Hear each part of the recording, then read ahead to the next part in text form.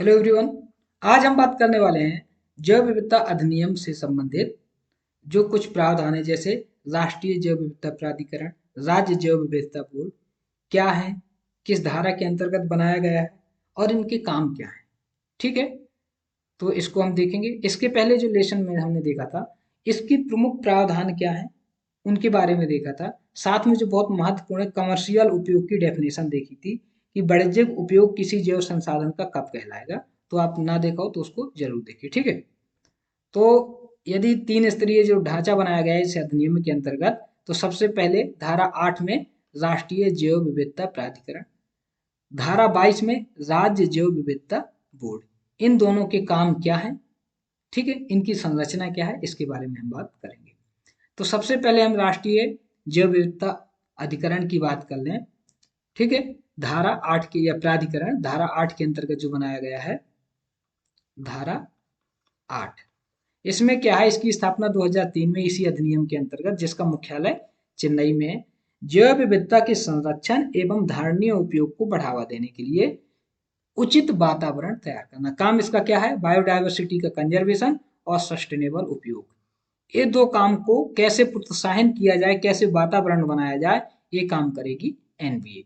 केंद्र सरकार को परामर्श भी देता है कि संरक्षण हम कैसे करें, इन जैव विविधता पदार्थों से जो लाभ होगी, बेनिफिट शेयरिंग होगी, उसको हम कैसे मैनेज करें, उससे संबंधित दिशा निर्देश, यानी जैव संसाधनों के उपयोग से जो लाभ होगा, किस प्रकार से उस लाभ का वितरण किया जाए, इसके बारे में भी बताएगा ये केंद्र सरकार को। भारत से बाहर किसी भी देश में अवैध रूप से प्राप्त भारतीय जैव संसाधन अथवा ऐसे जैव संसाधन से संबंधित ज्ञान या बौद्धिक संपदा अधिकार प्रदान किए जाने का विरोध। इसका मतलब आप ये समझिए, जैसे भारत का कोई जैव पदार्थ है, यदि विदेश का कोई दूसरा देश उसमें कुछ काम करके उसका पेटेंट कराए, तो उसका विरोध एनबीए करेगा।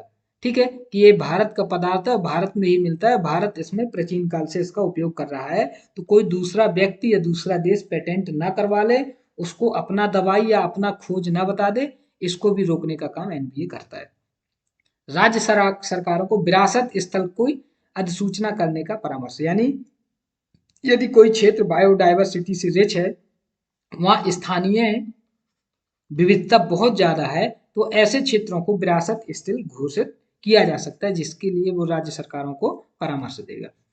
अब यदि हम बात करें राज्य जैव विविधता बोर्ड की, तो इसमें जो जैव विविधता अधिनियम 2002 है, इसकी धारा 63(a) के प्रावधानों के अंतर्गत मध्य प्रदेश में जैव विविधता नियम भी बनाए गए हैं 2004 में।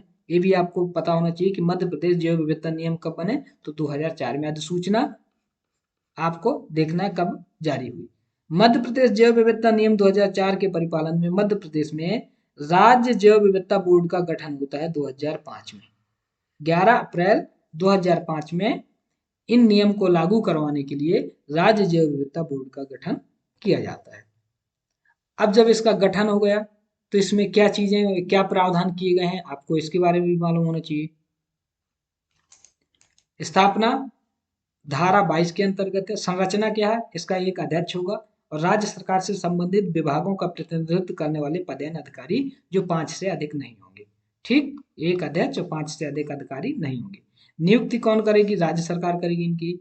इसके काम क्या है, फिर वही है, संरक्षण यानी कंजर्वेशन, सस्टेनेबल उपयोग, बेनिफिट शेयरिंग या लाभ को साझा करना, संबंधित मामलों में केंद्र सरकार से द्वारा जारी दिशा निर्देशों के अधीन राज्य सरकार को परामर्श देना, यानी संरक्षण, सस्टेनेबल उपयोग, बेनिफिट शेयरिंग और राज्य सरकारों को विभिन्न परामर्श देने का काम करता है राज्य जैव विविधता बोर्ड। इसका साथ अनुरोधों का अनुमोदन, यदि कोई यहाँ पे क्या करता है, अप्लाई करता है कोई परमिशन मांगने के लिए, तो उसको भी ये विनियमित करता है कि परमिशन देना है नहीं देना, इस तरह का।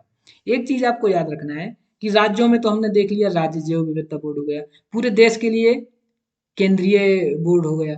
लेकिन यदि किसी केंद्र शासित प्रदेश की बात करें, तो केंद्र शासित प्रदेशों के लिए राज्य जैव विविधता बोर्ड का गठन नहीं किया गया। वहां कौन काम करेगा, वहां राष्ट्रीय जैव विविधता प्राधिकरण केंद्र शासित प्रदेशों के लिए राज्य जैव विविधता बोर्ड की शक्तियों का प्रयोग करेगा। आप ऐसे समझिए कि यदि कोई यूटी है, यूटी मतलब केंद्र शासित प्रदेश, जैसे दिल्ली हो गया, चंडीगढ़ हो गया, तो वहां पे राज्य जैव विविधता बोर्ड नहीं होगा, वहां पे राष्ट्रीय जैव विविधता प्राधिकरण काम करेगा। किसकी तरह, राज्य के जैव विविधता बोर्ड की तरह, तो ये ध्यान रखना है आपको।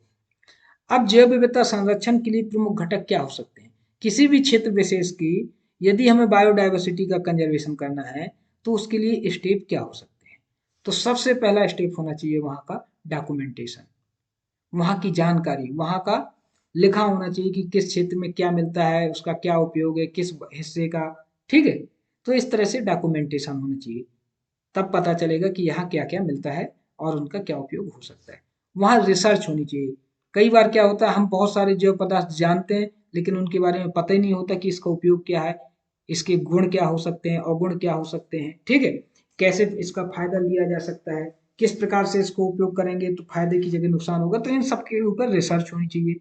एजुकेशन और अवेयरनेस बहुत जरूरी है, ट्रेनिंग देना बहुत जरूरी है, इनको उपयोगकर्ताओं को ट्रेनिंग देना, इनका कंजर्वेशन करने वालों को ट्रेनिंग देना, इनके सस्टेनेबल उपयोग को ट्रेनिंग देना, इस तरह की चीजें, एजुकेशन और अवेयरनेस भी जैव विविधता के संरक्षण में सहायक हो सकता है। सस्टेनेबल यूज, जैसा सस्टेनेबल यूज का तो आप हमेशा एक ही अर्थ निकालिए, जितना आप किसी चीज का उपयोग या दोहन कर रहे हो उतना ही उसका प्रोडक्शन करो ताकि खत्म ना हो।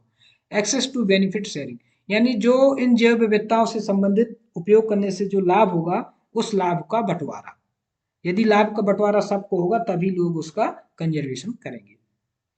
संस्थागत व्यवस्था करनी चाहिए, जैसे बोर्ड वगैरह बना दिए, अधिनियम और नियम होने चाहिए, पॉलिसी नीतियां होनी चाहिए, एक्ट होने चाहिए यदि कोई अपराध करता है ताकि उनको सजा दे।